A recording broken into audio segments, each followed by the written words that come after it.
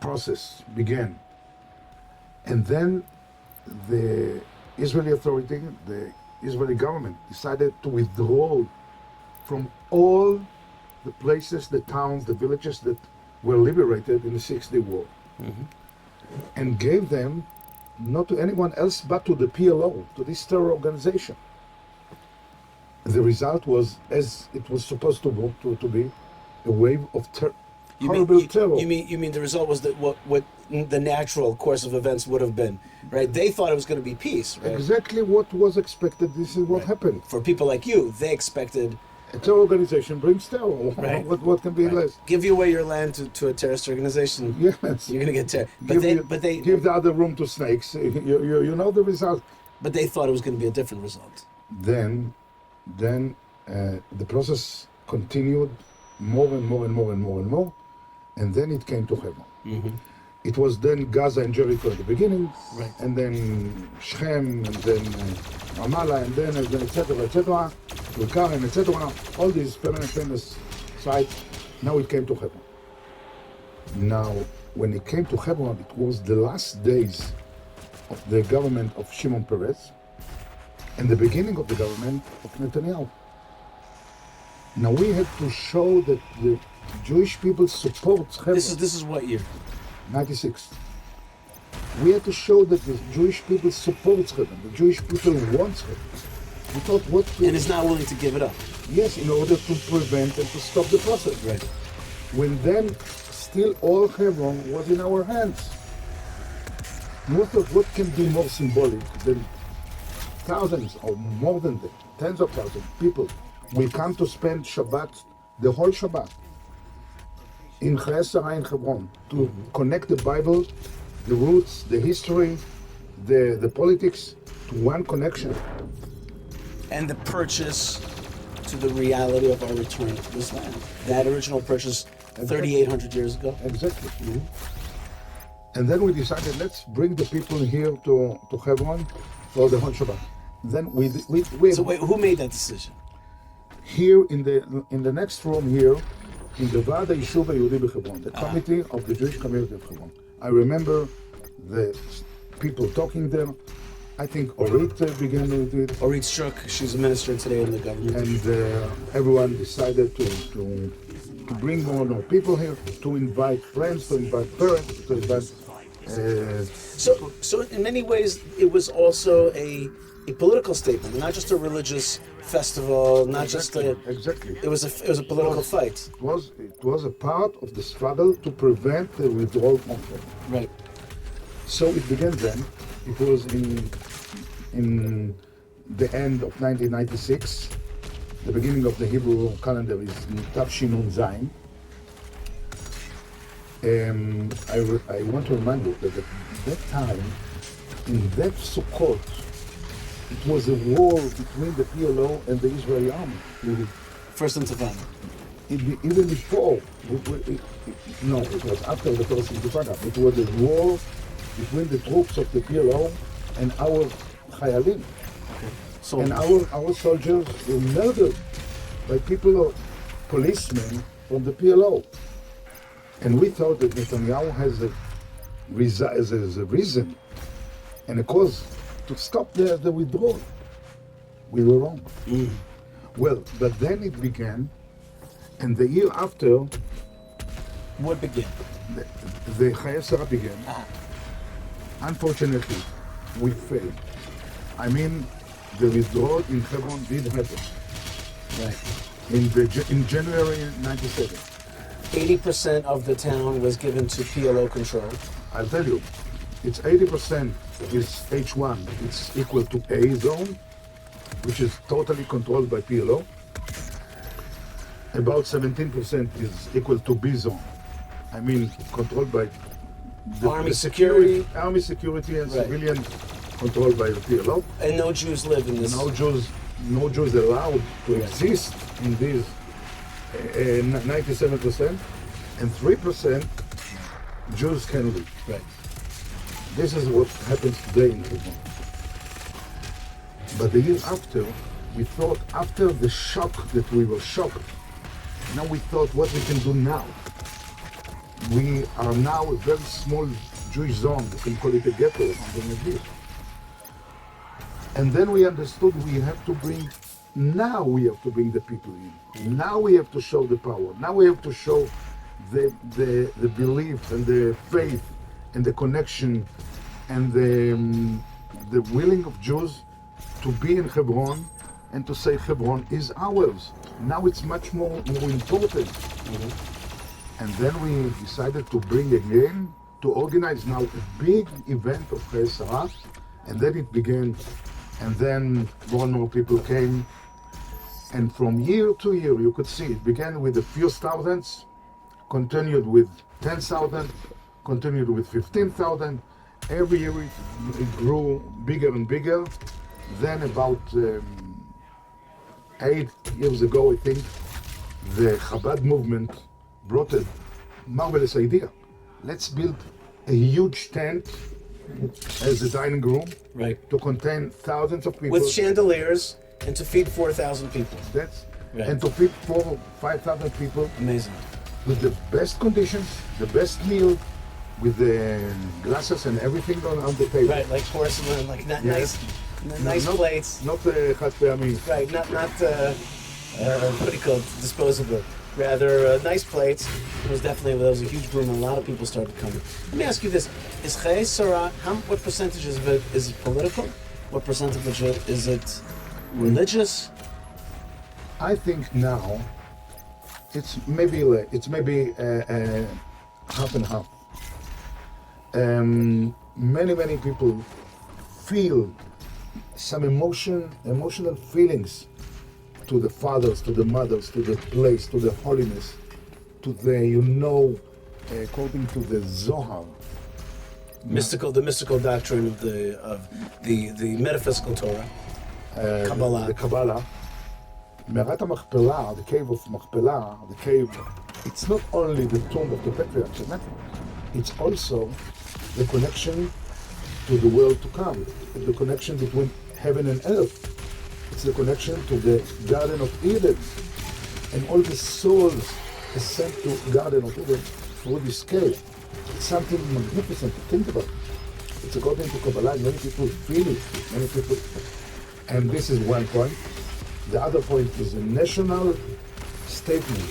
This is our land, this is our place, these are our fathers and mothers, this is the place that Abraham had purchased.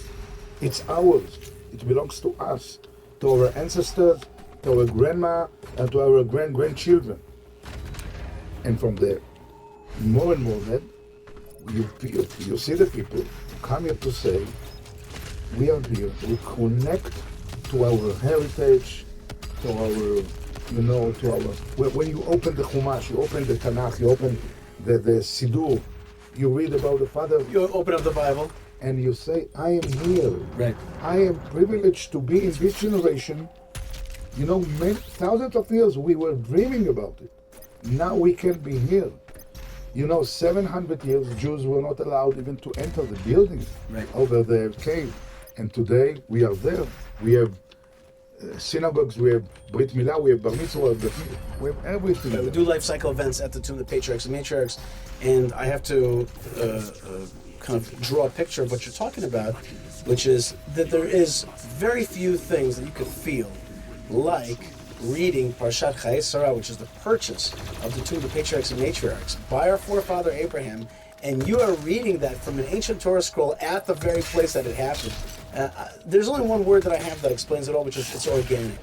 It's an organic feeling. There's the heaven above, the land of Israel below, the society, reading the Torah. It's just all one. It's a one singular consciousness, and it really bridges ancient times, and ancient purchase, our forefathers. There they are. This is the place. It just all becomes one for that moment, and it's a very special. And you feel when Abraham had purchased the spirit, it was for me. Right. He wanted to inherit this. I should inherit this land as a part. This is really what Abraham wanted to achieve, and this is what he did. And another way of thinking about it is that the love of the forefathers and the matriarchs, the patriarchs and the matriarchs, their love and their building of the family, you could feel that coming down. And there's a feeling that you are with the parents of this people. So it's really also a site of national people. So thank you very much. Happy Chayei Sarah to you. This is Chayei Sarah number. And I say to the people, if you want to come, you can buy a small tent for 200 shekels and bring some bread or some tuna and come here and put this tent wherever you want. No one will be hungry. Nobody will be left hungry. That's right. No, and you can be a part of this wonderful experience. It is a wonderful experience. It's also a political battle, which is still raging. There's still accusations against us of occupiers and colonialists. When we come here, we kind of show to ourselves and to the world, to the media, to the politicians, to the global politicians, that we mean it. This is our place, and we are indigenous, and we're part of this place. We have a historical, spiritual, peoplehood connection to this place. No, Dr. Noam Arnon, thank you very much. You're also the world expert in the Marat HaMachpelah. A happy Chayei Sarah. Dr. Noam Arnon, thank you very much. Toda rabah. Okay. And off we go into seeing what Chevron is all about. Check this out. All right, folks, I hope you enjoyed that video. We had different parts there. We had the Prime Minister and the Speaker of the House. Then we had a tour in Hebron. And finally, my discussion with Dr. Noam Arnon. If you want to be part of this effort to beautify, to strengthen, and to make beautiful, and my new word is called beautifite. If you want to be part of beautifying, then check out hebronfund.org. That's our way to strengthen this place and to connect it, to learn more about it. If you want to help my shows continue to broadcast, that's what we got to do. We got to keep broadcasting Israel. That's buymeacoffee.com/Yishai. All right, lots of blessings and Shabbat Shalom wherever you are. Shabbat Chayei Sarah from beautiful Hebron. Shalom.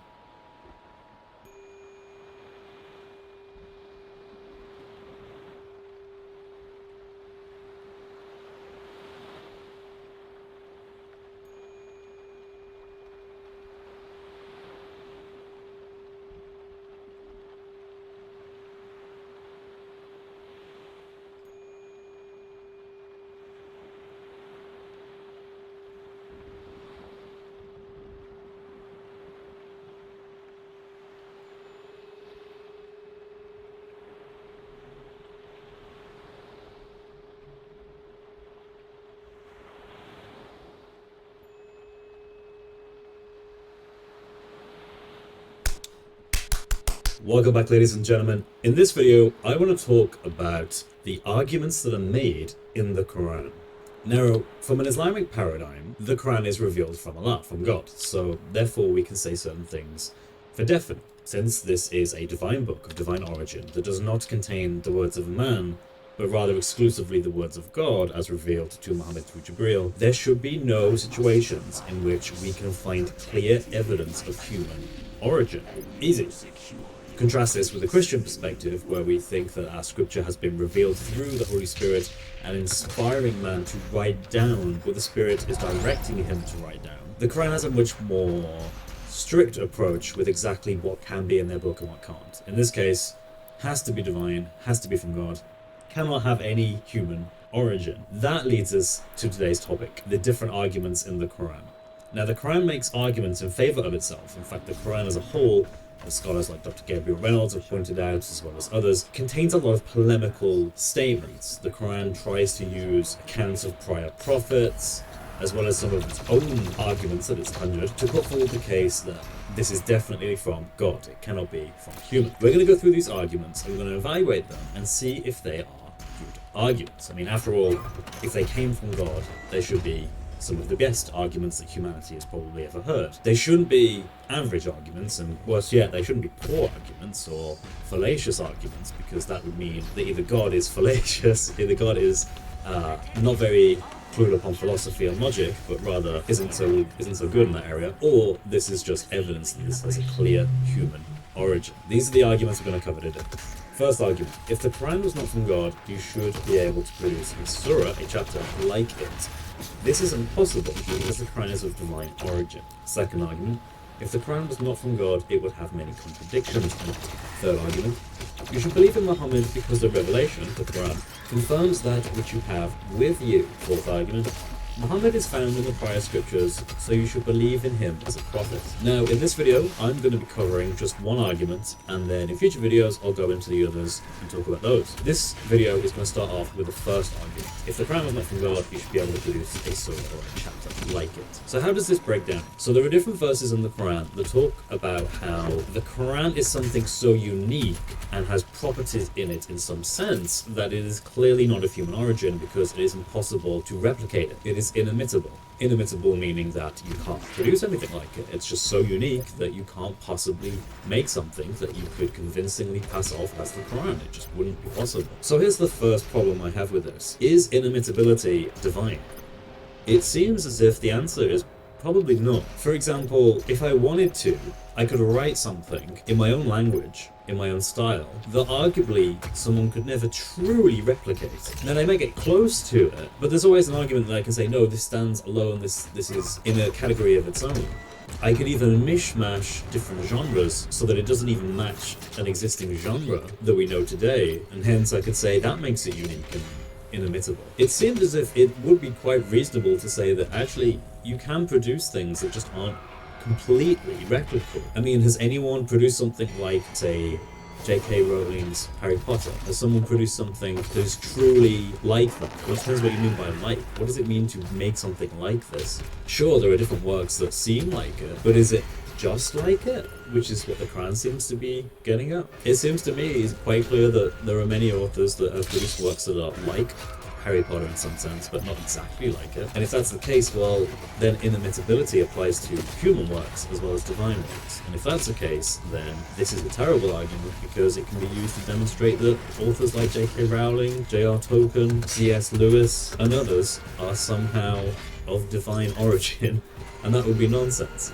So that's the first problem I think I have with it. It would be up to the Muslim to demonstrate that inimitability is a divine property that doesn't apply to other works. And that of course goes very low down into what do you mean produce something like it. They would have to demonstrate you can produce things that are like something, but are also not that something. The next point I want to raise up, and this is something I think is really just a killing blow to this argument. If you weren't convinced by the first point, this is it really. How do you define... So within the argument is the understanding that the Quran is somehow heads and tails above other pieces of work, precisely because it is of divine origin, it is from Allah. The issue, of course, is how do you define what makes it that quality? Because evidently the Quran is something that is a recitation, it's heard, it's understood, which means it must have creative properties, and those creative properties are in creation and are in many different works. So exactly what aspects of those qualities make it better than those other works? So to break that down, when they say you can't produce a surah like any in the Quran, what specific aspects of that surah, or that ayah, that verse, that chapter, whatever it might be, that make it stand out above other works, that make it better than other works in some sense, in such a way that it cannot be imitated by humans because things of human origin simply cannot match that caliber of work. That Quran is a revelation that is so above anything humans can produce, you simply cannot imitate it. Well, the answer they will have is, we don't know. It has characteristics that we can't define. Now, they tend to obfuscate this, especially for da'is, different da'wah guys. They'll say, well, first of all, it has to be in Arabic. And it's like, okay, well, I'm not sure why, because Allah's speech is also in not Arabic, because he revealed the Injil and the Torah, which weren't in Arabic. So Allah's speech is not just solely Arabic. So it seems as if that criteria is question begging to begin with. But okay, let's say, yeah, it has to be in Arabic. Cool. So it has to be in Arabic. What else is there as part of a requirement to produce something like it? And this is where it gets weird, because there's no agreed upon answer to this question. For example, there are verses in the Quran that have rhythm. They rhyme. And it's quite nice. Reading through it in Arabic, you can see, this rhymes with this. Okay, that's nice. So, is rhyming a standard? But you see, that's problematic, because there's other verses of the Quran that don't rhyme. So, is it better to rhyme, or better not to rhyme? Well, Muslims can't answer that, because if they pick either one, they're condemning other parts of the Quran. They either do or do not rhyme. Okay, so we don't know about rhyming, but what about actual style of writing? So if I were to say, the Quran is better than other works because it's verbose, it's lengthy, is that a characteristic of what it means to be inimitable? Is that what it means to be totally above other human works. It can't be mimicked, it can't be replicated. Well, again, there seems to be no reason why that's the case. And worse yet, there are verses in the Quran that are also very brief. So it can't be how verbose the text is or recitation is. It can't be how brief the recitation is, because again, the Quran has both of those. It can't be how well it rhymes or it doesn't rhyme. What about tense? Is it better to be past tense, future tense, present tense? Again, the Quran shifts in between these, so it can't be any of those. Is it best to... What about perspective? Is it better to write from the first person perspective, third person perspective, second person perspective? Well, again, the Quran has all of these. So, and likewise, so does tons of human works that have all these things so far. So it can't be any of these. None of these criteria allow us to understand what the challenge is and to actually try and make that challenge. Okay, well maybe it's something more sort of abstract. Maybe it's like how well the Quran influences people. The Quran is an incredibly influential book that has influenced millions, if not billions of people across the world. Maybe that's a criteria that cannot be imitated. But the problem with that is that that's already been done because there's an even more influential book called the Bible. So the Bible already meets that standard. And the Bible has letters of Paul in it, ladies and gentlemen. So a Muslim, I don't think, could even say it's its influence that defines the fact that it's inadmissible. Is it better to have a recitation that is said quickly or said shortly? No idea, because the Quran has traditions of both in different parts and different surahs. What about length of chapters? Is it better to have lengthier chapters or shorter chapters? Same like with verse, lengthier verses or shorter verses. Again, the Quran has all of these. What about genre? Is certain genres better than other genres? Is biographical accounts better than non-biographical accounts? Is poetry better than apocryphal writings? Is apocryphal writings better than proverbs? Is proverbs better than historical accounts? Are historical accounts better than polemical writings? Of course, the Quran covers a large, broad amount of these because scholars agree that the Quran doesn't seem to have a clear genre. And again, that can't be what makes it special, because I can write something that clearly doesn't fit into any known genre. What about purity of language? Maybe it's the fact that the Quran is in a pure language that makes it special and inimitable? Well, no, because first of all, that's not true. The Quran is not just in Arabic, it's in many languages. You should see the video I did with Saint Murad. He actually goes through this in our live stream together. And even if that were the case, well, I can write a book that's just in English. Or I could write a book in French or German. And as long as it doesn't have any other words from any other languages in it, then it's a pure book. But obviously that doesn't mean it's from God. What about the emotional tone of the recitation? Is it better to have a recitation, a text that is very aggressive, very assertive, confrontational, or is it better to be meek and mild? Is it better to be compassionate? Is it better to be thoughtful and sympathetic and empathetic? Or is it better to be bashful and rash? I mean, of course, the Quran also encompasses elements of all these things, so picking one seems arbitrary. And to say that one is greater than the other condemns other aspects of the Quran. There is no consistent, unique element of the Quran that is not present in other works of creation. Maybe we just have to go full circle and say, maybe it's just the fact that the Quran came from God. That's what makes it inimitable. That is it. Okay, but there are other religious texts that you believe came from God, and that does include the Injil and the Torah, and the Zabur, and other potential things. So it actually does look like the Quran is replicable, because there is no objective standard that someone can commit to. Now, to be fair, I do think that there is objectivity and beauty. I think the issue with them is that they cannot understand, they cannot give criteria that cannot be met. So they just have to back out. And the more you push them on this, the more you push Da'is to give an explanation as to what it is about the Quran that makes it unique, the more you realize there is nothing that makes it unique.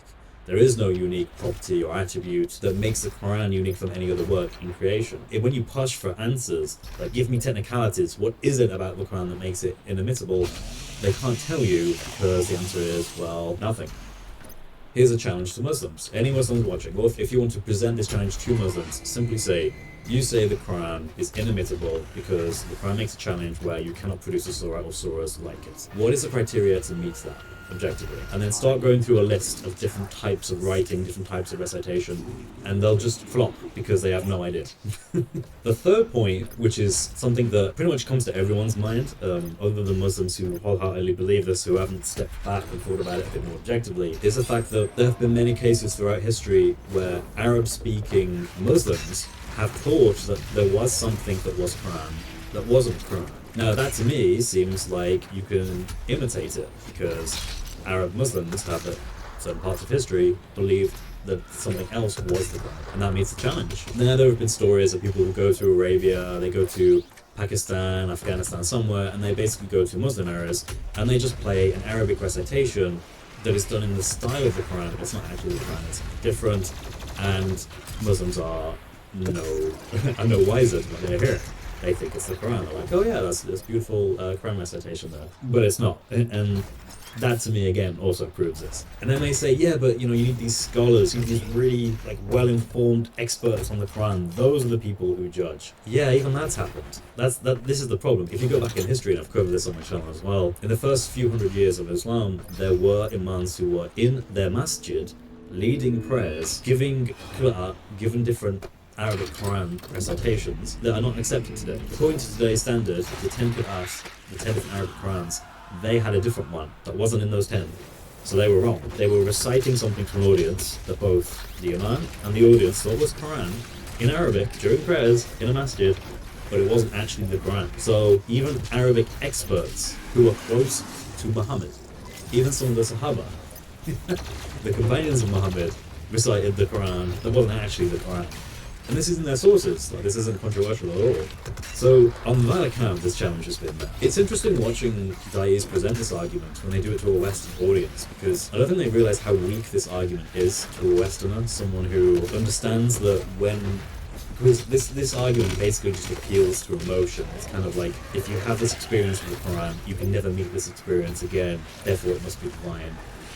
But we know that experiences often come from other places that are not demonic. Even demonic things can make you feel a certain way. That doesn't mean that it's God that is the source of such things. And generally speaking, people in the West have a very low opinion of this, because it is, in effect, basically saying the Quran is true because I have an experience of it that has never been matched by anything else, therefore it must be true. Of course, there have been Mormons who have made this argument, there have been Christians who have made this argument, there have been Jews who have made this argument. Really, it's a bad argument though, because it is purely subjective based on that Muslim or that Da'is experience. And the Christian, of course, can use this argument if they want to. They can say, hey, I read the Psalms, I read Psalm 110, I read Psalm 23, and I had this amazing experience that I don't think can ever be replicated in any other work, and I think that's proof that the Psalms are divinely inspired. You can easily make these kind of arguments. I just don't think they're good arguments to convince someone, because anyone can make them. An atheist could make them. An atheist could say, I read Richard Dawkins' The God Delusion, and I was so moved by it that it must have been from divine origin.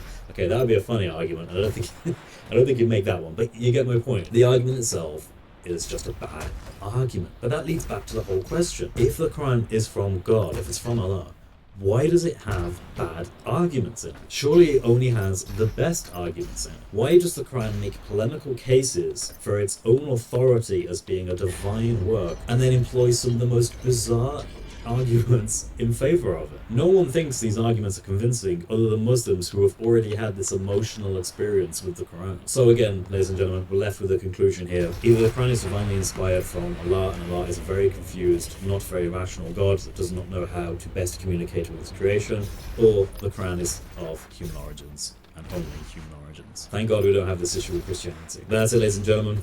I'll follow up with the other arguments in a further video. God bless you all. If you're not a Christian, then today is the day. If you have any questions about the Christian faith, you can email me at christianspeaks@gmail.com. The link's in the description down below. Other than that, God bless you all. Have a great day. Take care.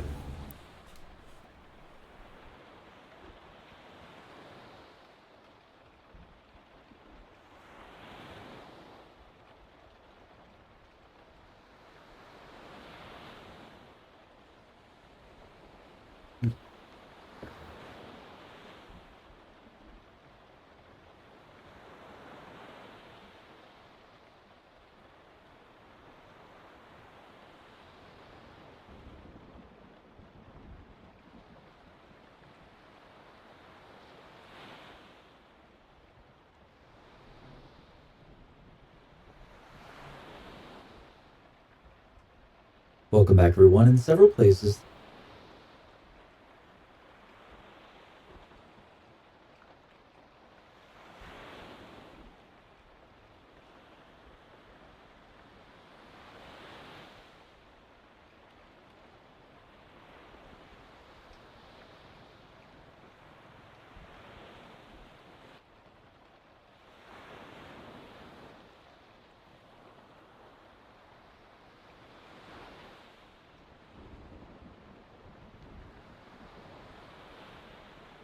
Welcome back, everyone. In several places, the Quran challenges people who doubt its divine revelation. We commonly hear Muslims repeating such challenges.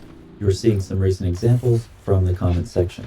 In the Quran, the challenge goes something like this. If you are in doubt about what we have sent down, bring a surah like it. Surah 11:13 appears to betray some lack of confidence in the messenger's recitation, challenging its critics instead to bring 10 surahs like it. However, this challenge, as it occurs in the Quran and as it's frequently communicated to us by Muslims, is completely ineffective for a couple of reasons. This video will help Muslims refine their challenge and present us with something more meaningful in the future.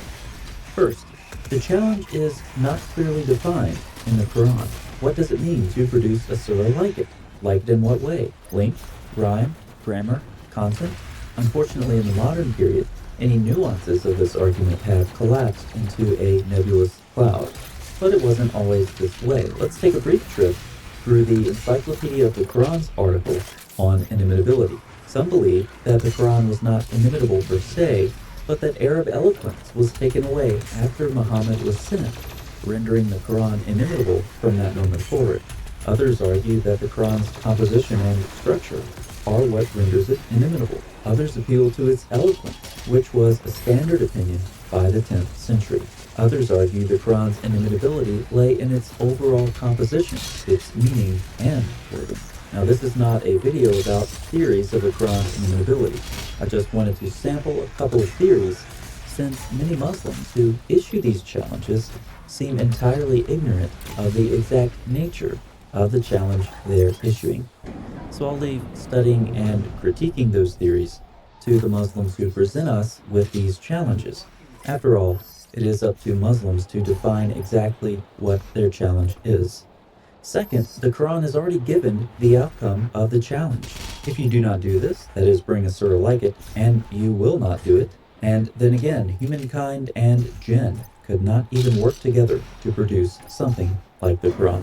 So the Quran issues the challenge and predicts the outcome. At this point, Muslims have two choices. First, they can believe the outcome that the Quran predicts. They can believe that nobody can bring a surah or 10 like it. Therefore, in a clear example of circular reasoning, they can conclude the Quran is inimitable because it says it is. But since they're already predisposed to the outcome, the challenge is meaningless. What about a second option? Muslims could be open to the possibility that a surah or 10 could be brought like that of the Quran, but that will call into question verses like Surah 224 and 1788, which clearly say the challenges cannot be met. But doubting the Quran by being open to the possibility that the Quranic challenges could actually be met could result in an act of apostasy, as defined by Sharia law. Therefore, since the Quran gives the outcome of its challenge verses, it either renders the challenges meaningless with its foregone conclusion, or entails Muslims risking acts of apostasy. A third difficulty is that the Quran borrows from many prior sources. One therefore wonders if these challenge verses apply to those sections of the Quran as well. It makes little sense to borrow material from a prior source and then challenge others to produce something like what was borrowed. Fourth, the challenge seems inherently subjective. The fact is that many find reading the Quran or listening to the Quran to be a difficult experience. They see and hear nothing miraculous, certainly nothing worth trying to produce something like it. Yet their opinions will be discarded by Muslims. Fifth, even if the challenge was not met, that does not necessarily imply the Quran was sent down from God. For example, many classical music aficionados could easily say that nobody could compose music like Beethoven, but that hardly implies that Beethoven was divinely inspired. Such examples could be multiplied. In summary, Muslims need to clarify what they mean by produce a surah or 10 like it. Since the Quran does not specifically say, any clarification is human interpretation. Muslims will have to further substantiate why their human interpretation is sufficient to clarify this allegedly divine challenge. The outcome of the challenge verses is already given in the Quran. Therefore, Muslims need to tell us if they presuppose the challenge cannot be met, in which case the challenge is hardly an honest challenge at all. or if they are open to the possibility that the challenge can be met and willing to risk an act of apostasy. 3. Muslims need to tell us if the challenge verses apply to the entire Quran, including to material that the Quran is borrowed from. If so, they need to explain the logic of borrowing material from a prior source and then challenging someone to produce something like what was borrowed. If not, they need to provide a complete list of all of the passages in the Quran that the challenge does not apply to, so we know the limits of the challenge. 4. Muslims need to explain why such an inherently subjective challenge is coherent. And finally, Muslims need to explain why such a challenge, if not met, necessarily proves or implies the Quran's divine origin. These are just some examples of areas that require clarification regarding the challenge verses of the Quran. Now, if you doubt this video I have made, produce one like it. I mean 10, if you are truthful. What do I mean by produce a video like it? I'll leave that unclear, but it doesn't even matter because you can't, so don't even try. And in not trying, you will not produce a video like this one. And in not producing a video like this one, you'll prove you can't meet my challenge. That's what we call a win-win. By the way, if you're curious about what material the Quran borrowed from, here are some examples. Also, check out the pinned comment for more. Thanks for watching. I'll see you next time.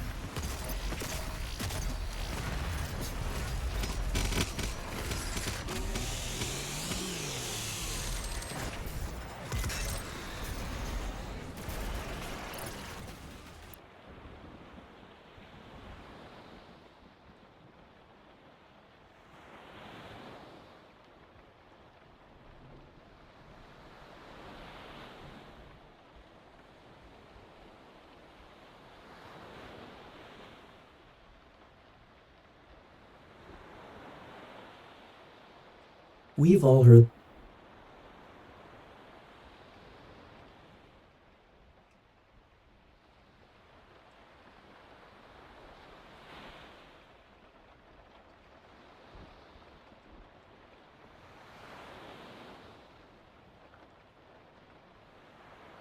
the Bible verses that talk about Muhammad. Muhammad is in Deuteronomy, he's in the Song of Solomon, he's in Isaiah, he's in the Gospel of John. Of course, here on this channel and other channels that deal with Islam, we have gone full Sharia in these arguments. We have beheaded them. We have mutilated them. We have incinerated them like the charred remains of the Qurans that Uthman burned. We have destroyed them like Al-Hajjaj destroyed his old Qurans after his ascension. We have sunk them like Egypt sunk its Qurans in the early 1920s. In short, we have destroyed these arguments almost as much as Muslims have destroyed their own scripture throughout history.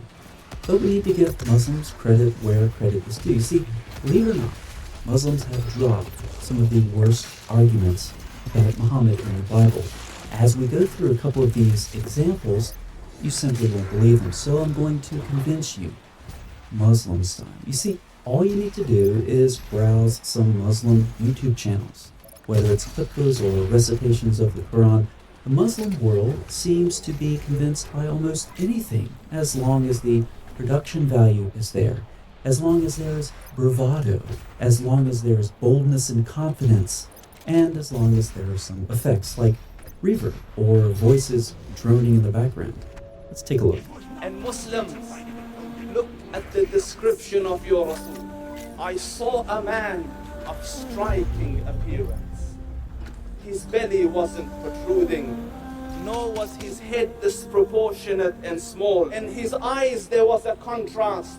The dark was immensely dark, the white was excessively white, and his eyelashes were long, and his neck was elegantly long. So he describes Muhammad's facial features in detail. Then he says, The Sahaba say, when we used to sit at his feet, two feelings conflicting would come on the heart. The first one, you wanted to look at him. You wanted to behold the majesty of his face. And when you wanted to look up, shyness used to overtake you, so you used to look down. Amr ibn al-As says, I sat with him many times, but if you ask me to describe his face, I can't describe it. So on the one hand, we have a hilariously detailed description of Muhammad's facial features. Obviously, the result of an extended staring contest, and on the other hand, the companions were so shy that when they wanted to look up at Muhammad, they would immediately look back down. When you wanted to look up, shyness used to overtake you, so you used to look down. I sat with him many times, but if you ask me to describe his face, I can't describe it. And his eyelashes were long, I can't describe it. And his neck was elegantly long, I can't describe it.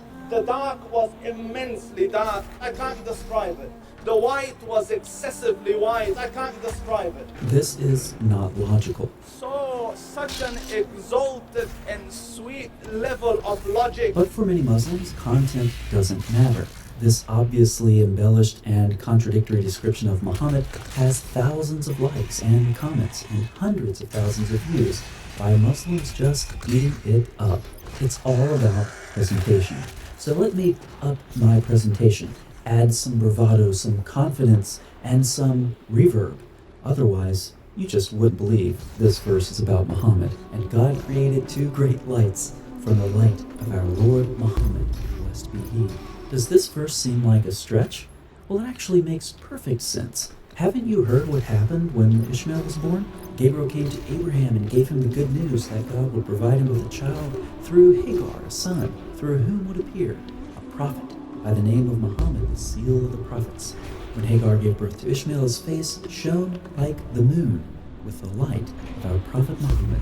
Ishmael's face shone like the moon with the light of Muhammad. Now that makes me wonder, what did Muhammad's face look like compared to the moon? So I looked at his face, and I looked at the moon, and I looked at his face, and I looked at the moon, and I looked at his face, and I looked at the moon. Never mind, I'm tired of waiting around to find out, but apparently Muhammad, who made light during the creation of the world and made Ishmael's face shine, stayed lit all of his human life as well. Aisha radiallahu anha says, I was sewing with a needle, my needle dropped in the dark, I couldn't find it, he moved his face close, and I swear, out of the radiance of his face, I found my needle. It all makes sense. So, such an exalted and sweet level of logic. Ready for another verse? I thought so. You might think that Numbers 24:17 says this: I see him, but not now. I behold him, but not near. A star shall come out of Jacob, and his scepter shall rise out of Israel.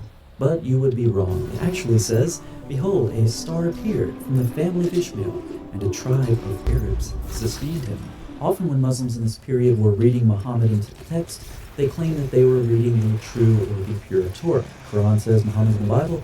The Quran can't be wrong, therefore the Bible is corrupted. Now what's a corrupted Bible mean? Well, it means that you can read Muhammad into the text whenever you want, wherever you want, however you want. Now, another verse about Muhammad, very similar to the argument from sound about Muhammad being in the Song of Solomon, we have Hosea 9. What will you do on the day of the appointed festival and on the day of the feast of the Lord? For behold, they are going away from destruction, but Egypt shall gather them, Memphis shall bury them, nettles shall possess their precious things, Mahmad of silver, thorns shall be in their tents. I know you heard it, Mahmad. Sounds like Muhammad, right?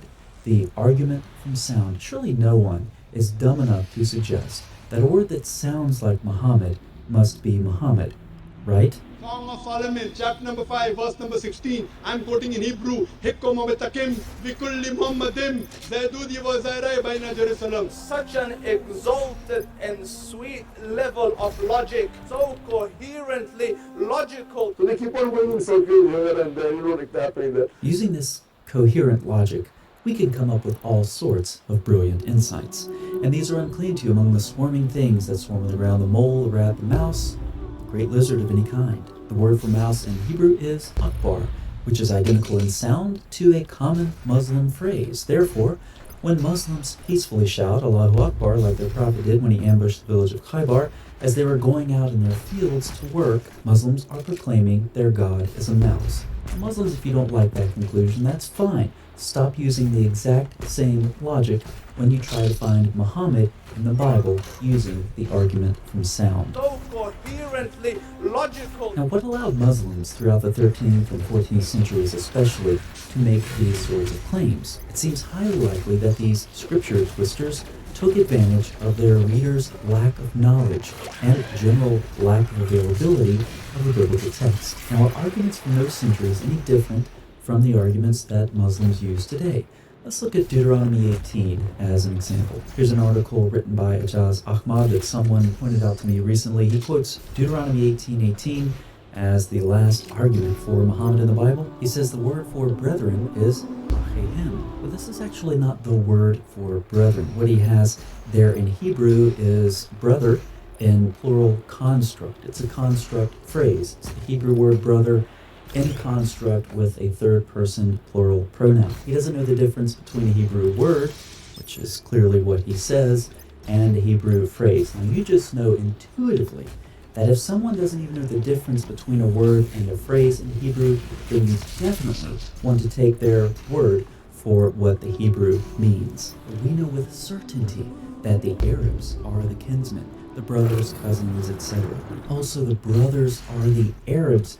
And we know this with certainty from someone who doesn't even know the difference between a Hebrew word and a construct phrase. That makes a lot of sense because when I go back earlier in the chapter, in verse 2, I see that the Levites will have no inheritance among their brothers. I'm sure that the Levites needed to be told that they would not have an inheritance among the Arabs.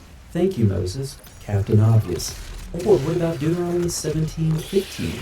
You may not put a foreigner over you who is not your brother. Since we know with certainty that the brothers are the Arabs, then that means that the Israelites only elected kings from Ishmael's descendants, right? Only if you're a Muslim clown trying to read Muhammad into Deuteronomy. Oh, and then there's the Quran that gave him Isaac and Jacob and placed in his descendants prophethood and scripture. Ijaz continues, the evidence is quite overwhelming. Previously in his article, he has discussed the Gospel of John, some of the dumbest comments you'll read on John's Gospel. Just imagine Zakir Naik in text form. They keep on winning so good, and you don't exactly that. So the evidence isn't overwhelming, but the evidence is overwhelmed by Muslims who have a presupposition for believing that Muhammad is in the Bible because the Quran tells them so. So this argument about Deuteronomy 18 is still around, kind of, depending on which Muslim apologist you ask. Yes, the Bible does talk about a progressive revelation, which is why it talks about the upcoming prophet. That's what Deuteronomy chapter 18 says, that there was going to be one of the ways to tell a true prophet is through prophecy. So it seems we can find Muhammad in Deuteronomy 18, kind of, or maybe we can't. If I were to choose a verse in the Bible or within the Old Testament that I could confidently say, you know, it speaks about Prophet Muhammad sallallahu alaihi wasallam. If I'm being completely honest with you, I wouldn't choose Deuteronomy 18. So you wouldn't choose it? So No, I wouldn't choose that one. I would choose Isaiah 42. It talks about the upcoming prophet. That's what Deuteronomy chapter 18 says. So this argument that was popular centuries ago is still around today. And the old argument about Muhammad being in Hosea 9 is no better than saying Muhammad is in Song of Solomon 5. Also, writing Muhammad's name into Genesis 1 is no better than scratching Yahweh out of Isaiah 42, writing Muhammad's name in there instead, and then saying, look, I found Muhammad in the Bible. But today the Bible is much more widely available. Muslims can no longer capitalize on the ignorance of their readers, yet their arguments haven't changed one bit. So what's a Muslim to do when they're trying to justify Allah's words in the Quran about Muhammad being mentioned in the Bible? There are a number of options. Option 1, claim the Bible is corrupted. Of course, for Muslims, this causes a problem because it requires them to ignore a number of verses in the Quran. There, Allah promises to be the guardian of the reminder, the same word that's used to describe the previous scriptures as well. Notice especially Surah 21:7, where the Quran commands its hearers to ask the people of the reminder if they do not know. We see the same thing in Surah 16:43. One thinks that Allah would have put some sort of a disclaimer in the Quran if these books were corrupted, instead of simply endorsing them over and over and over, which is exactly what we see. Notice that Allah sent down the Torah, and whoever does not judge by what's in it is an unbeliever. In Surah 5:47, let the people of the gospel judge by the gospel. The Quran has no idea that the Bible is corrupted. The closest you get is people who write scripture with their own hands, as opposed to corrupting previous scriptures. and those who twist meanings with their tongues. As Arthur Droege says, the Quran itself speaks only of punning with words, rather than wholesale corruption. For some important Muslim scholars like Razi and Qurtubi, the so-called corruption of the Bible was a matter of misinterpretation or concealing verses. This is echoed by some modern Muslim scholars as well.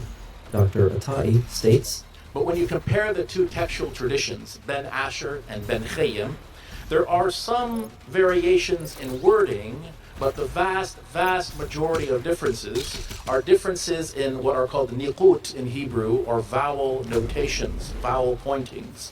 So the bottom line is the Hebrew Bible that was existent in 7th century Arabia is basically the same as the Hebrew Bible used today. The question is then why are you giving authenticity to the Gospels? That's a good question, because I think the Quran does. Very good. I think the Quran does. And from Professor Abdullah Saeed, the authorized scriptures of Jews and Christians remain very much today as they existed at the time of the Prophet. It is difficult to argue that the Quranic references to the Torah and the Gospel were only to the pure Torah and Gospel, as existed at the time of Moses and Jesus, respectively. If the texts have remained more or less as they were in the 7th century CE, the reverence the Quran has shown them at the time should be retained even today. Many interpreters of the Quran, from Tabari to Razi to Ibn Taymiyyah and even Qutb, appear to be inclined to share this view. The wholesale dismissive attitude held by many Muslims in the modern period towards the scriptures of Judaism and Christianity do not seem to have the support of either the Quran or the major figures of the tafsir. But this is a problem. The Bible, both before and after Muhammad, has something in common. It doesn't talk about Muhammad. In fact, it explicitly condemns Muhammad-like figures. And this is where the problem gets most significant. When the Quran claims to confirm prior scriptures, and when it claims that Muhammad is in them, what specifically does it think it's talking about? Perhaps another reason for the spread of this unique literature, referring to Muslim reconstructions of the true Bible, was the fact that Arabic translations of the Bible were not easily available to Muslim authors up to the 13th century. Often, however, these alleged quotations contain midrashic and other Jewish material taken by Muslim authors to be part of the Torah itself. Think about that last statement. Muslim authors thought that extra-biblical Jewish material was part of the Torah. What else does that sound like? Can anyone think of the name of a book that claims over and over and over again to affirm the Torah and the Gospel, but in reality spends very little time interacting with them, instead interacting with rabbinic tradition and all sorts of other extra-biblical material? That's right, the Quran. And the Quran never gives us an indication that it knows the difference between biblical and extra-biblical material. It's ironic, then, that Muslims want to claim on the basis of their book, which knows very little about the Bible, that the Bible is corrupted. Here's what the Quran knows about the Bible: little to nothing. Just like Muslims for the first 6 centuries of Islam, and just like modern Muslims today. Now let's look at the second option for Muslims who want to defend their God's claims about Muhammad in the Bible. I've said it before, finding Muhammad in the Bible is like the carnival game, whack-a-mole. What do you do when you can't defend an argument? Well, if you're intellectually dishonest, just change the argument to something else. Look, there's Muhammad in the Song of Solomon. No, actually, he's in Deuteronomy. Wait, he's in Isaiah. Just kidding.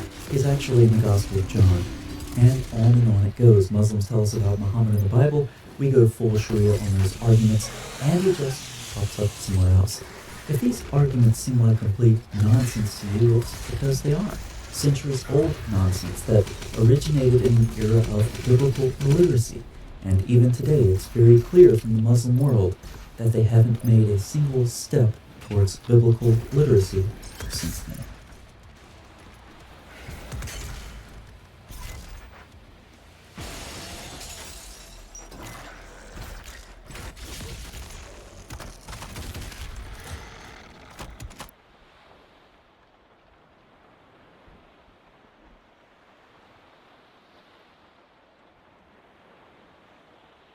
Welcome back, everyone. Let's begin.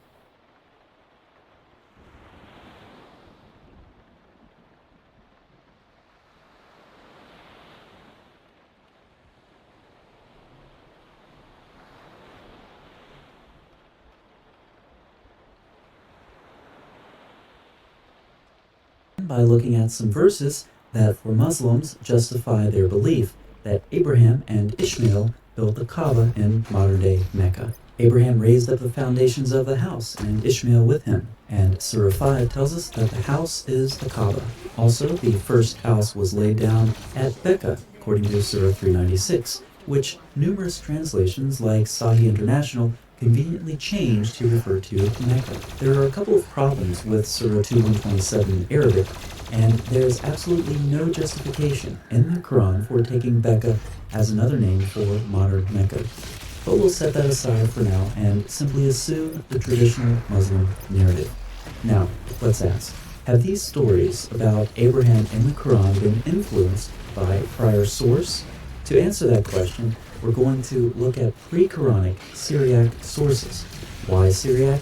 There are a couple of reasons. First, there is correspondence between Syriac vocabulary and the Quran at the word level, including the word Quran itself. Theodore Maldeki states, the term Quran is not just an exclusively Arabic development from an infinitive of the same meaning, but is rather a borrowing from Syriac. Arthur Jeffrey, in his work on the foreign vocabulary of the Quran, agrees, and their thesis has stood the test of time. More recently, Fred Donner states, almost everyone who discusses the Quran notes that the very word Quran is derived from Syriac. But this is nothing new. The Quran text contains words that are indubitably of Syriac origin, but this fact has been recognized for years, centuries actually. And according to Andrew Rippin, starting in the early centuries of Islam, Muslim exegetes frequently discuss various words which they consider to be of Syriac origin. The basic thrust is the same as the one for Luxembourg and Mingana.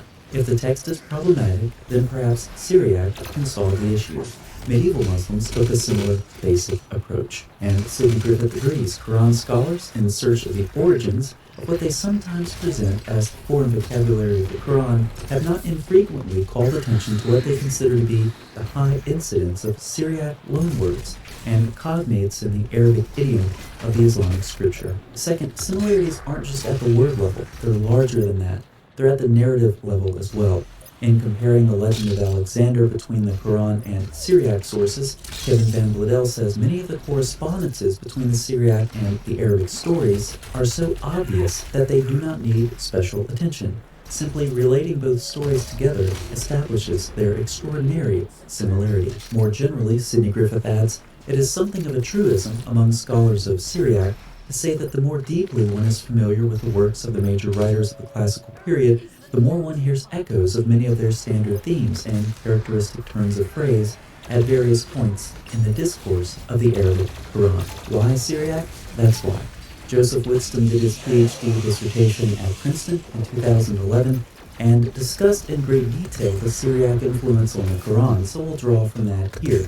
I know Muslims just love Princeton scholars like Bart Ehrman, so I thought this would be a good choice.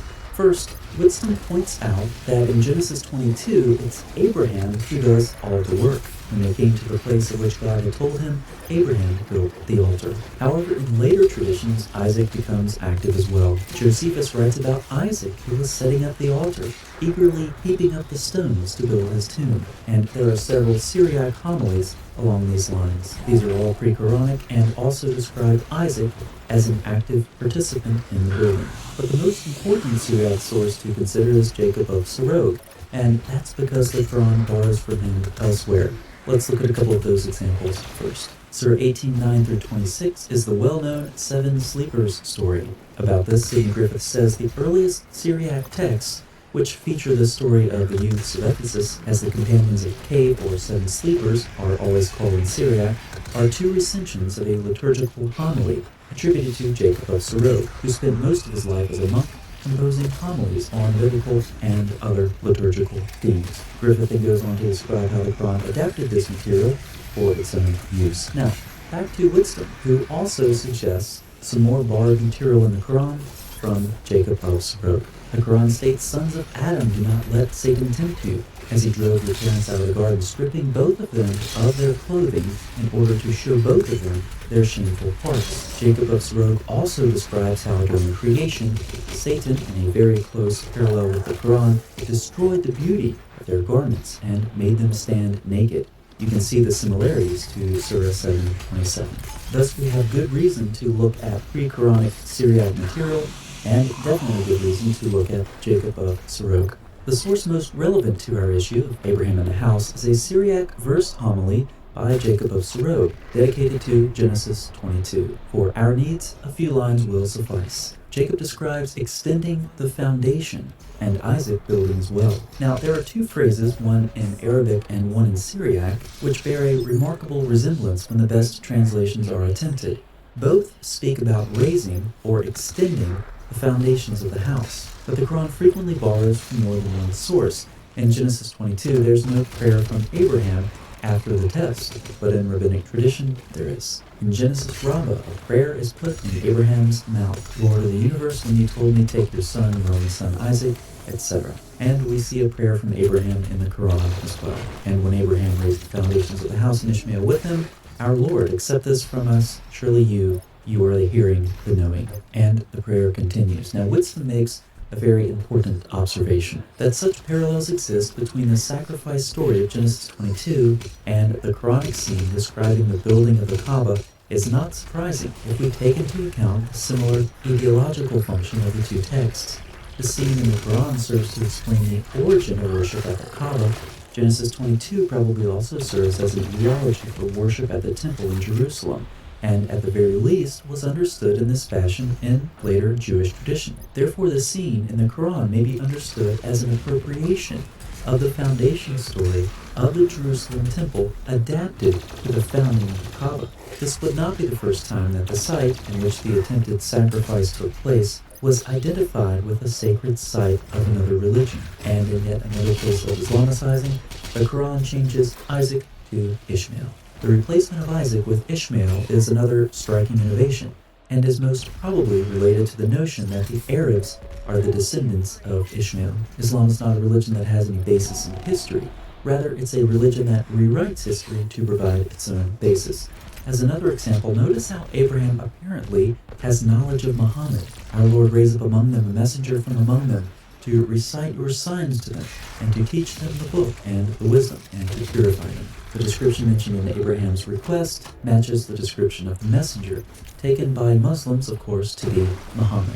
Just as Abraham said, the messenger recites, purifies, and teaches. So proto-Muslims, in attempting to make their faith appear Abrahamic, adapted pre-Islamic traditions to describe how the Kaaba was built by Abraham in Becca, according to the Quran. But then Becca is transferred post hoc to modern-day Mecca. Now is a good time to say that the traditional Muslim account about modern Mecca being the mother of all cities, the center of trade, the place where Muhammad eradicated paganism and instituted monotheism, is all garbage. Let's start with the latter. What evidence of pre-Islamic paganism do we have in the Hijaz region? The considerable archaeological activity of the past several decades has failed to find any evidence for a pagan cult in the Hijaz, such as is described in the Muslim sources, whereas a cult very similar to those descriptions did exist in the Negev. And again, there have been extensive surveys of the Hijaz and northern Arabian Peninsula by teams of Arab and Western archaeologists over the last few decades. They have found no evidence to corroborate the traditional account, even though they were expressly looking for it. They did indeed find sites from other periods, but no 6th or 7th century sites have been found, which accord even partially with the descriptions of the Jahili Hijaz in the Muslim sources. And one more time, over the last few decades, teams of local and Western archaeologists have carried out large-scale, systematic archaeological surveys and excavations in the Hijaz, the peninsula, and the Jordanian desert. Their findings are regularly published in the archaeological literature, but the results are very different from those we might have expected. The finds include no remains of local Arab cultures from the 6th and early 7th centuries, and no pagan sanctuaries, such as those described in the Muslim sources. An ever-expanding body of evidence now warrants acknowledging the start of Islam was much farther north than modern Mecca, even as geographical references in the Quran and Hadith affirm, though the latter does so unwittingly. It is well known that modern Mecca had no pre-Islamic religious importance, and the first mention of what we know as modern Mecca is over a century after the traditional date of Muhammad's death. If modern-day Mecca was a pre-Islamic religious hub and a center of trade, nobody noticed, and not a hint of it was left behind for archaeologists to discover. History does, however, tell of an Arabian metropolis. Josephus describes the Hebrews wandering in the wilderness and through Arabia, and came to a place which the Arabians esteemed their metropolis, called Petra. As mentioned earlier, we do get a geographical clue for the house in the Quran. Surely the first house laid down for the people was that at Becca. Now we are left to assume that this is the same house in Surah 2.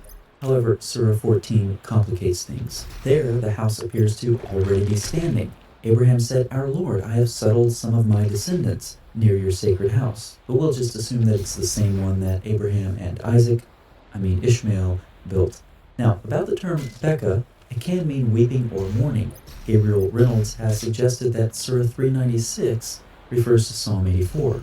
Psalm 84:6 mentions the valley of Baca, and Surah 396 talks about Becca. Some commentators have suggested that the location in Psalm 84:6 is metaphorical. The Baca Valley is not a localizable valley near Jerusalem or anywhere else in Israel, but a metaphor for valley of drought or valley of death. As far as the geography is concerned, I do believe that the general concept is more important to keep in mind here because the context of Psalm 84 is a pilgrimage to Jerusalem. An entry from Urban's Dictionary of the Bible states about the Valley of Baca, this valley of unknown identification apparently was an arid region through which pilgrims passed en route to Jerusalem. Whether literal or metaphorical, Psalm 84 directs us to the area of Jerusalem. The Quran, then, if this is an allusion to Psalm 84, once again is orienting our thinking much further north than modern-day Mecca. In doing so, the Quran would be in line with a number of other pre-Quranic sources, which connect the incident of Abraham, Isaac, and the altar to Jerusalem or the near vicinity. Reynolds states the Abrahamic traditions in Mecca may also have some connections with Hebron, where by tradition the divine visitation to Abraham in Genesis 18 took place. This festival, not unlike the later Islamic pilgrimage, involved prayers, a well, animal sacrifices, offerings, abstaining from sexual relations, and sleeping in tents. It is possible that the celebration of the Abrahamic pilgrimage at this spot near Hebron was eventually transferred to Mecca. F.E. Peters said it well. The Quran mentions that the first house was established for mankind at Baca, which left the medieval commentators little choice but to identify Baca with Mecca, though no one is quite sure why. So far we've seen that the Quran Islamicized prior stories about Abraham found in biblical, rabbinic, and Syriac sources. This was done to establish an Abrahamic connection to the Kaaba, but it is obvious that cobbling together elements from several stories and changing details as necessary to suit Islamic sensibilities does not result in a legitimate, truthful, historical basis for religion. So when the Quran describes those who go around it, and the ones who are devoted to it, and the ones who bow, and the ones who prostrate themselves, what is this verse describing? It does sound similar to the modern Hajj ritual, of course. However, these similarities also have pre-Islamic pagan precursors, though as we've discussed, the pagan cult center was not modern Mecca. An extensive survey carried out in 1985 provided evidence that a local Arab tradition of worshipping stones continued without interruption in the Negev from at least the 1st century BCE to the 8th century CE. Some of the cult shrines had a raised threshold, and from the walls protruded stones, which were worn smooth and shiny from being touched. Yehuda Nevo described Abrahamism as a generic form of monotheism, which emphasizes Abraham's role as the founder and model of religion. This was a belief embraced by Arabs in various forms and was a precursor to what ultimately became Islam. Yehuda Nevo, coming from a completely different perspective, comes to the same conclusion as Joseph Whitson that we heard from earlier. The new Arab religion that arose in the 7th century borrowed from Abrahamism. For instance, the Kaaba, a pagan sanctuary, was incorporated into the new religion via a tradition linking it Abraham, nor did Arab pagan activity die out after Muhammad, as Muslim sources say. Pagans must have formed a considerable part of the population all through the first 2 centuries of the Muslim era, for the pagan cult reemerges in a pagan revival which took place, so it seems, under Hisham, when scores of new pagan cult centers were built in the central Negev. Anyone who looks at Muslims trampling over each other trying to touch and kiss a rock can see that paganism is alive and well in the Muslim world today. Before we finish, let's look at one argument that Muslims try to use from the Bible to support their traditional geography. Ishmael is mentioned in the wilderness of Qu'ran in Genesis 21. Any guess where Muslims want to claim Qu'ran is? Let's look at Islam Q&A. Although many passages in the Torah suggest that Qu'ran is in Palestine, some Imam says it is Mecca, according to the consensus of the people of the book. Even though the Torah suggests that Quran is in Palestine, according to this Imam, the consensus of the people of the book is that it's not. And another demonstrable lie: there is no difference of opinion between the Muslims and the people of the book concerning the fact that Quran is Mecca. We only had some scholarly resources to consult on the location of Quran. Oh wait, we do. Hebrew and Aramaic lexicon of the Old Testament, situated between Midian and Egypt, and to be identified with the Sinai Peninsula. Not located with certainty, but the name is preserved 80 kilometers west of Petra. Dictionary of Classical Hebrew: Quran is the wilderness area west of Edom and north of Sinai, home of Ishmael. And once again, we're pointed west Petra. Dictionary of Biblical Languages: Quran is a desert area in the Sinai Peninsula. But what did we hear earlier? Quran is Mecca, according to the consensus of the people of the book. Quran is not in Mecca, according to the book, the people of the book, or any consensus other than the consensus, of course, of some Muslims who are determined to support their worldview with non-existent evidence they themselves impose artificially and dishonestly on their cherry-picked sources. Quran is actually much farther north in the general vicinity of what many now consider to be the original holy city of Islam, Petra. The Quran certainly points in that direction itself. It does this with its geography and terminology. Let's look at the latter. We sent the book down so that you may warn the mother of towns. This coheres with Petra specifically. The Petra scrolls attest to the name Mother of Colonies for Petra. It was probably also Elagabalus who bestowed the title Mother of Colonies upon Petra. In addition to the numerous geographical references in the Quran and its terminology, the script itself points us north. The evidence shows that the pronunciation of Quranic Arabic at the time of its initial composition aligns with the Arabic of the southern Levant. What we can be quite sure about is that clear Arabic in which the Quran was first recited was not the native dialect of Mecca. When we ask about the geographical origins of Islam, so much diverse evidence points us far north of modern-day Mecca. So let's summarize. Did Abraham build the Kaaba? Not a chance. Was Abraham ever in Mecca? Not a chance. Not many people were, at least until about the 8th century. Thanks for watching.